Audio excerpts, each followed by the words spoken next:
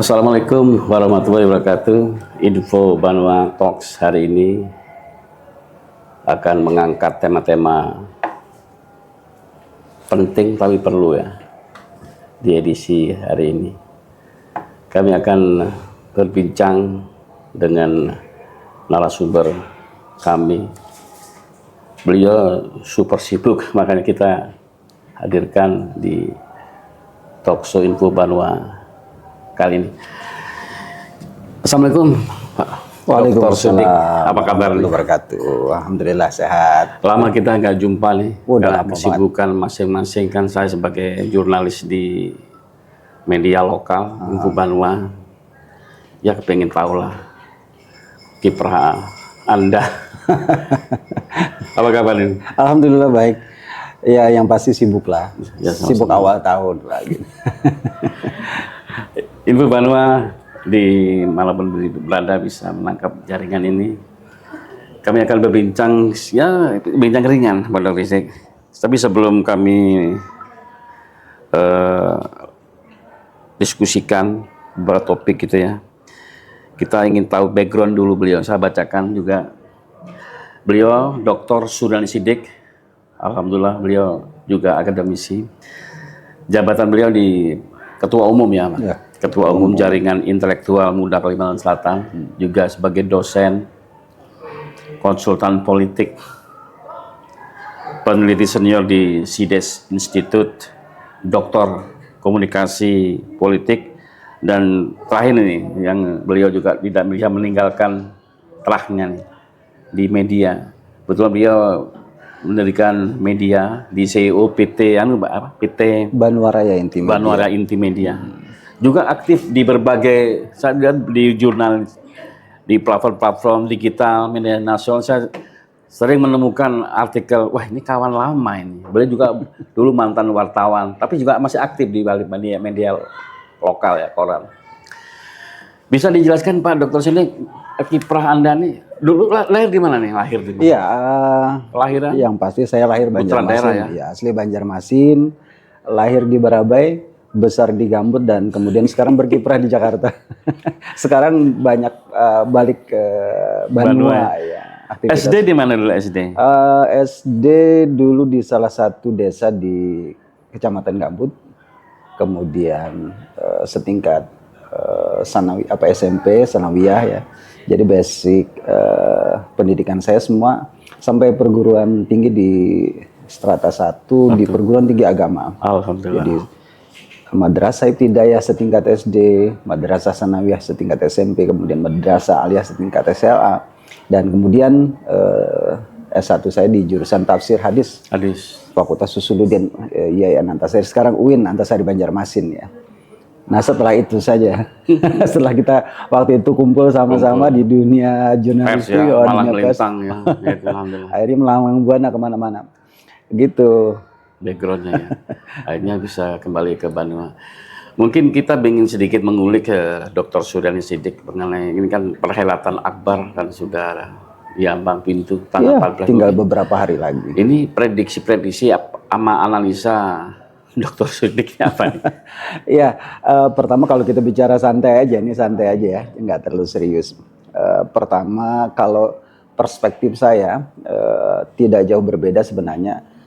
Konstelasi politik nasional itu juga berimbas pada daerah ya di daerah di Banua kita, dan rasanya kalau kita merasakan nuansa persaingannya cukup tinggi ya, bukan hanya di offline, iya. Di dunia nyata, itu bisa terlihat kemarin ketat ya. Iya ketat sekali.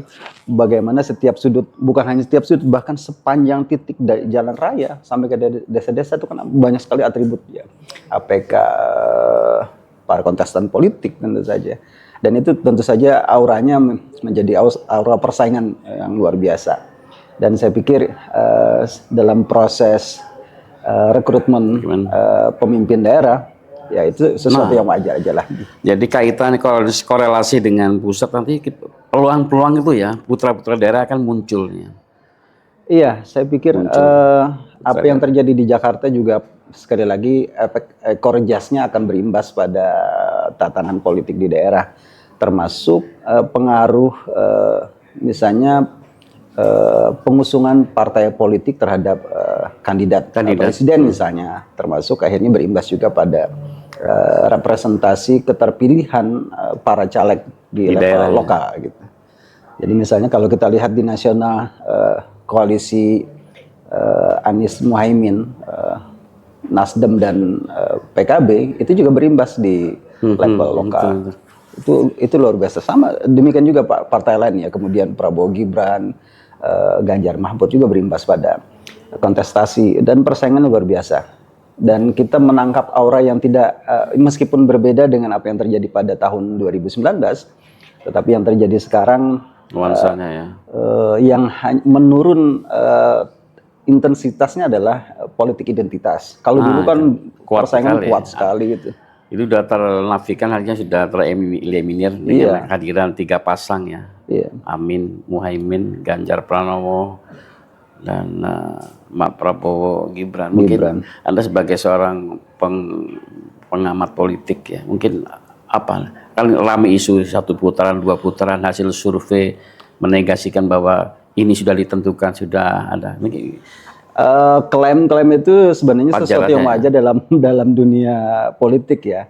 Jadi ada semacam model orang melakukan perang secara psikologis, mempengaruhi orang lain, dan dalam ilmu komunikasi itu sesuatu yang bisa aja dipakai oleh orang lain untuk mempengaruhi lawan politik kan. Dan hampir semua lembaga survei, kemudian lembaga survei yang memang sudah terakreditasi bahkan di sejumlah kampus ya, bahkan kami sendiri beberapa civil society di Jakarta melakukan riset di hampir semua daerah di Indonesia, itu hampir mustahil terjadi 1 putaran. Jadi kalau ada klaim-klaim 1 putaran saya pikir terlalu berlebihan. Apalagi kalau misalnya seandainya lebih dari 3, mungkin saja ya, karena ada calon-calon tertentu yang sebenarnya calon pemecah suara. Ya.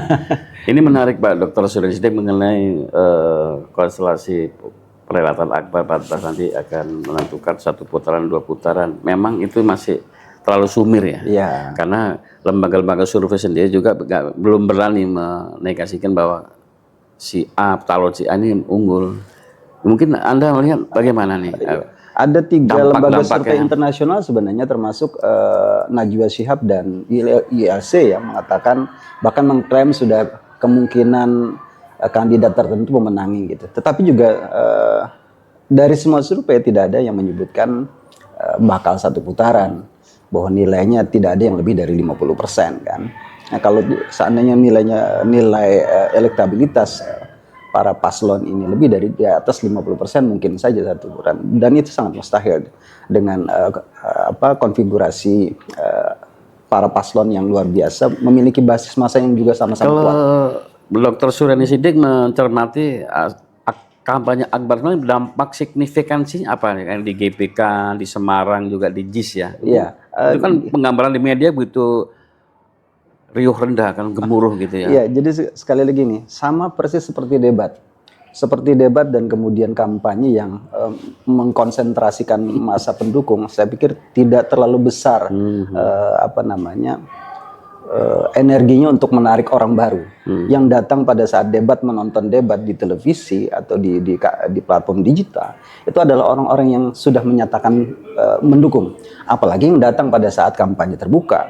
Saya pikir prosentasenya di bawah 5% lah, yang menambah pemilih baru yang datang karena ingin mengetahui ini kira-kira siapa yang pilihan saya berdasarkan visi misinya dan lain-lain. Saya pikir tidak terlalu besar. Kalau menyangkut kantong-kantong suara Pak Dr. Suryansyah Siddiq, mungkin masyarakat Bandung juga ingin mengetahui, mencermati dampak di daerah ini, Kalsel sendiri bagaimana di Bandung kita nih, mungkin bisa dicermati. Iya, survei kami pada pertengahan November ke Desember, 18 November kemudian berakhir tanggal 28 Desember yang lalu, itu kita melihat ya, sekali lagi apa yang terjadi di Jakarta itu berefek luar biasa di daerah.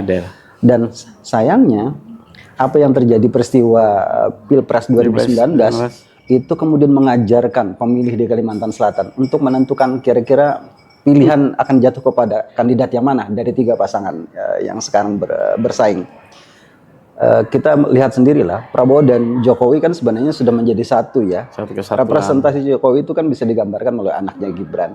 Dan kemudian Prabowo juga mengecewakan pemilih Kalimantan Selatan. Makanya survei kita menyebutkan di angka 38,5%. Itu yang meraih keuntungan, artinya mengambil keuntungan dari kontestasi sekarang itu justru Anies pasangan ya. Amin ya, pasangan Anies Baswedan dan Muhaimin Iskandar. Kenapa? Di tengah tarik menarik dari Prabowo.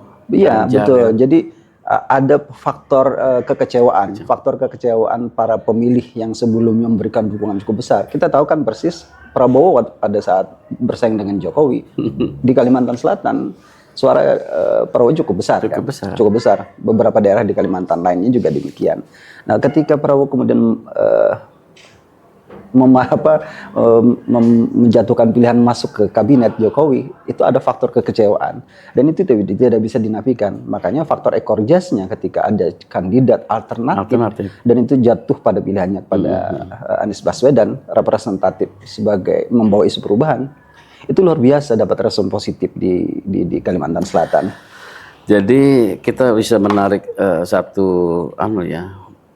terlalu dini kalau memang dikatakan satu putaran begitu ya, bisa katakan. Kalau kami sebagai peneliti agak susah dan agak mustahil kalau satu putaran karena memang banyak faktor X yang bisa menentukan instrumen yang bisa menyatakan satu putaran. Banyak sekali yang dilanggar. Sebagai wacana boleh-boleh saja. Dan saya juga melihat beberapa lembaga survei sudah berafiliasi kepada salah satu paslon gitu dan tidak heran kemudian bahwa ada kandidat tertentu yang nilainya tinggi gitu ya. Kemudian sementara lembaga survei yang lain nilainya lebih rendah. Itu faktor-faktor tuh apa ya? Mungkin faktor pesanan atau faktor X atau ya, memang kebanyakan murni. Kalau kami melihat sebagai akademisi ya, banyak lembaga survei yang sejak awal memang sudah berafiliasi. Jadi lembaga survei ini adalah langganan survei internal. Dan itu sah-sah saja ya? Sah, diatur undang-undang ada aturannya. Hanya saja ketika itu diekspos ke publik, itu ada semacam dalam teori komunikasi disebut dengan penggiringan opini. Penggiringan opini. Jadi kita harus bisa mencermati. Jadi kan kita nggak menyebut si A, si B, si kita menganalisa, mengamati, mencermati bahwa hasil survei itu juga tidak bisa dibandingkan validitasnya itu. Enggak, secara metodologi itu dibenarkan. Sah. Jadi probabilitasnya tidak ada problem gitu kan. Hanya saja kadang-kadang kalau kita kemudian coba ulik-ulik, ternyata pada saat publik yang di-hire dijadikan responden pada saat survei itu juga perlu pertanyaan kan. Bayangkan kalau misalnya survei secara nasional, kalau respondennya hanya 1.200 sekian atau 1.500 atau ada yang paling banyak kemarin terakhir itu 5.000 sekian, itu dari sisi ilmu pengetahuan, sains, metodologi sepanjang benar sebenarnya sah sebagai hasil riset, hasil survei. Tetapi sekali lagi probabilitasnya, apalagi di sana kan ada margin error, kemudian ada faktor undecided voter, orang yang belum menentukan pilihan. Itu banyak instrumen yang kemudian makanya setiap lembaga survei dia tidak bisa mengklaim bahkan 100% hasil surveinya itu valid gitu. Dan pasti akan terjadi. Banyak kan yang sebenarnya terjadi sebaliknya. Kasus DKI Jakarta 2018 yang memenangkan jauh sekali, kemudian akhirnya justru Anies Baswedan. Jadi injury time bahkan pada minggu tenang, hari tenang sekarang itu bisa jadi terjadi logika berbalik di para pemilih. Jadi kita bisa tarik satu pandangan bahwa hasil survei yang dirilis di beberapa lembaga survei yang ada tentu saja masyarakat bisa mencermati, artinya masyarakat bagi rujukan aja dibandingkan dengan hasil-hasil pemberitaan. Mungkin Pak Dokter mungkin bisa memilah atau bisa memberikan semacam pandangan lah. Ini kemungkinan ini memang terjadi ya nanti ini satu putaran ini, atau justru sebaliknya dengan korelasi tadi memang masih bisa dinafikan bahwa 2 putaran. Kalau masyarakat awam kan melihat itu kan semacam referensi betulnya. Mungkin Ya, pandangan Dr. Siddiq. secara informasi itu sekali lagi itu sah sebagai bagian dari Betul. komunikasi politik. Setiap kandidat punya cara, punya strategi, punya taktik untuk membuat musuh gentar gitu.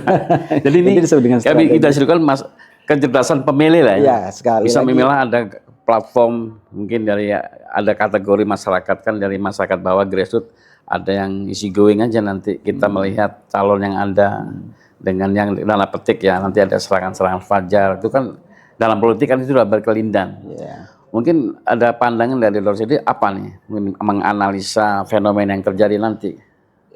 Ini sekali lagi survei kami terakhir 18 November kemarin, 8 Desember yang lalu itu menunjukkan bahwa publik menghendaki kandidat itu sebenarnya secara datang langsung ketimbang mereka tampil di media. Itu pengaruhnya cukup besar. Angkanya bisa sampai 70% lebih gitu. Jadi pengaruh keterpilihan, elektabilitas para kandidat itu jauh lebih besar ketimbang mereka hanya nonton di TV kemudian atau membaca atau melihat atau mendengar secara audiovisual ya, di media sosial.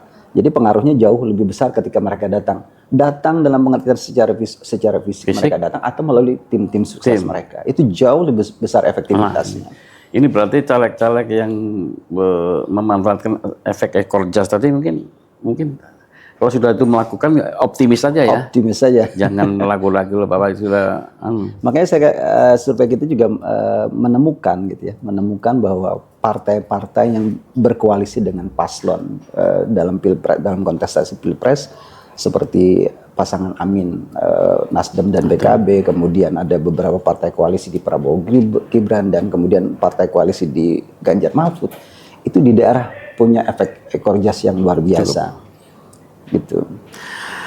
Oke, kita pemirsa Info Banua Talk tadi sedikit pandangan terawangan dari pengamat politik Banua, Bapak Dr. Suryani Siddiq.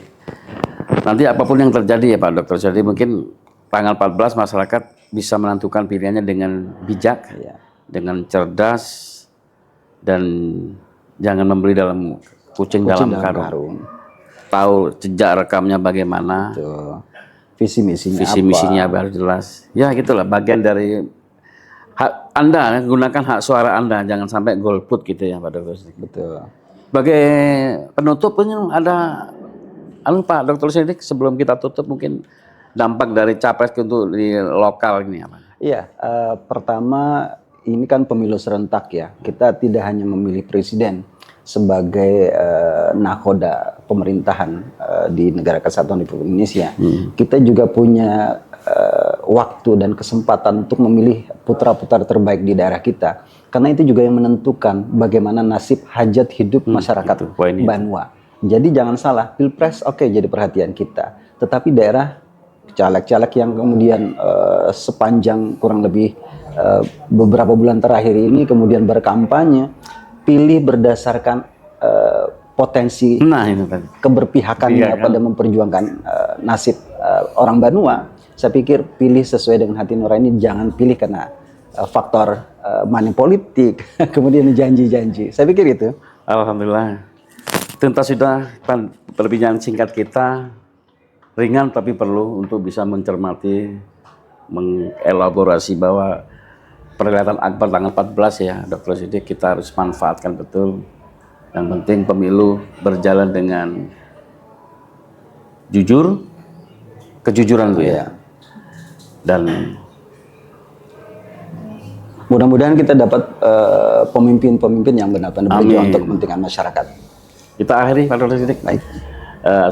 Demikian perbincangan kita dengan Dr. Suryani Siddiq. Beliau adalah pemerhati sosial politik Banua di kesempatan edisi Info Banua Talks bersama Anang Fadilah.